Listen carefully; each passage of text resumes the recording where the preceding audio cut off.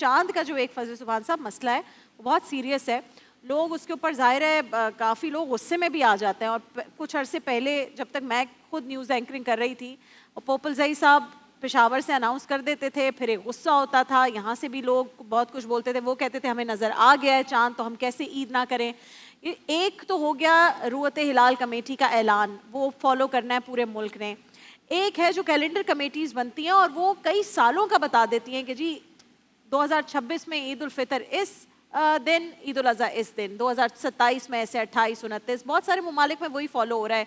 हमें क्या फॉलो करना चाहिए? वेट करना चाहिए, इंतज़ार करना चाहिए, या पहले से जो प्रेडिक्शंस आ रही हैं उनको देखना चाहिए?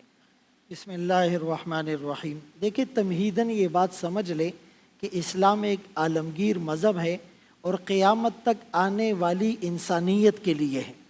इसीलिए इबादात का जो मदार और इन्हिसार है वो इतना आसान कर दिया कि हर ज़माने में, हर मकान, दूर देहात में भी लोगों को देखना वो आसान हो। तो वो मदार है चांद के देखने पर, जिसको रुयत कहा जाता है। हदीस पाक में रसूलुल्लाह सल्लल्लाहु अलैहि वसल्लम ने फरमाया, सूमू लिरुयतिही व अफ्तिरू लिरुयतिही, रोज़ा रखो चांद देखकर और ईद करो चांद देखकर। फिर एक मौके पर फरमाया कि हत्ता तरौ अल हिलाल, तुम उस वक़्त रोज़ा रखो जब तुम चांद को देख लो। फ़इन गुम्मा अलैकुम, अगर तुम्हारे ऊपर चांद मुश्तबे हो जाए, नज़र नहीं आए, बादल मौजूद हो या आसमान अबर आलूद हो, तो तुम्हें उसकी तह पर पहुंचने की और जहाज़ों के ज़रिए से जाने की और ऐसे माइक्रोस्कोप और इंस्ट्रूमेंट और इक्विपमेंट के ज़रिए से ढूंढ कर लाजिमन तलाश करके लाना ये ज़रूरी नहीं है। अगर तुम पर मुश्तबे हो जाए फ़अकमिलुल इद्दत सलासीन, तो तुम 30 रोज़े पूरे कर लो।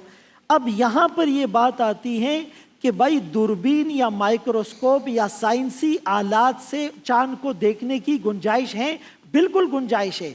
अगर आप दूरबीन से भी देखते हैं तो वो आप आँख से ही देख रहे हैं, वो आपकी आँख की कुव्वत और कैपेसिटी को बढ़ा रहे हैं।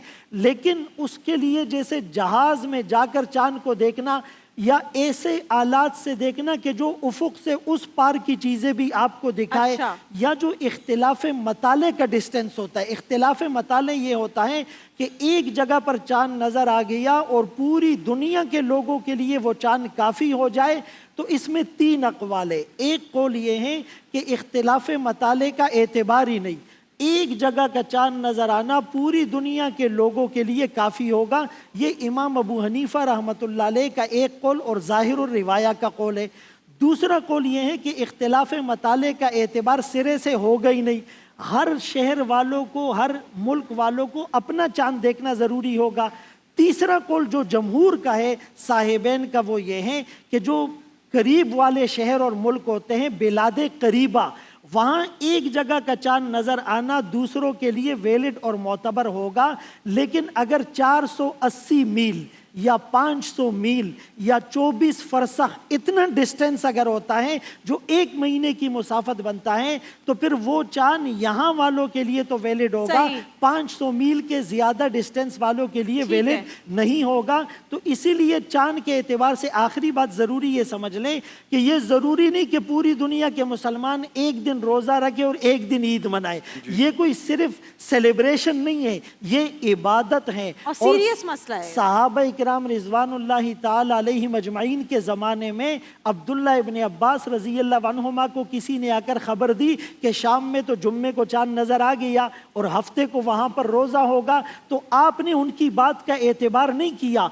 आप लोगों ने खुद चाँद देखा, हफ्ते को नजर आया तो रोज़ा इतवार का हो गया। कितनी शहादतें चाहिए होती है चाँद की? अच्छा, उस ज़माने में भी एक तो रोज़े में और ईद में फ़र्क हुआ है, दूसरा एक है चाँद की पैदाइश, एक है चाँद की रुयत। तो यहाँ चाँद की पैदाइश का एतबार नहीं होगा, हो सकता है चाँद पहले पैदा हो गया और चाँद की रुयत का एतबार होगा। इस एतबार से फ़र्क